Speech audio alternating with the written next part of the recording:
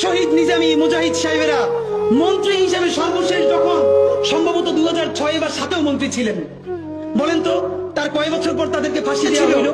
তাদের মন্ত্রণালয়ে একটা পয়সার দুর্নীতি বের করতে পারে নাই, তাদের সন্তানরা তাদের জানাজাটা পর্যন্ত পড়তে পারে নাই। প্রথম আলোর প্যারালাল কাছাকাছি একটা পত্রিকা কি আমরা দাঁড় করাইতে পারছি? হবে। আমাদের অনেকগুলো প্রতিষ্ঠান লাগবে, আমাদের আর্থিক যোগ্যতা অর্জন করতে হবে। ইনসাফ যদি রাষ্ট্রে কায়েম হয়ে যায় তাহলে 80% ইসলাম এমনিতেই কায়েম হয়ে যায়। বাংলাদেশের ইসলাম এবং মুসলমানকে বাঁচাইতে হইলে আমাদেরকে তুমুল যোগ্যতা অর্জন করতে হবে। এই চট্টগ্রামের সন্তান হাবিলদার রজমালির নাম কেউ বলে না, ইতিহাস থেকে নাই করে দিয়েছে। আপনারা তার নাম শুনেছেন?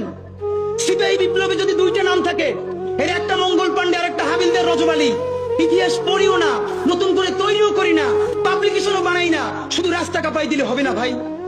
হাবিলদার রজমালি এই ব্রিটিশদের বিরুদ্ধে পার্বত্য অঞ্চলে যুদ্ধ করতে করতে পার্বত্য চট্টগ্রামের ঘোড়া নিয়ে ঢুকে গেছে।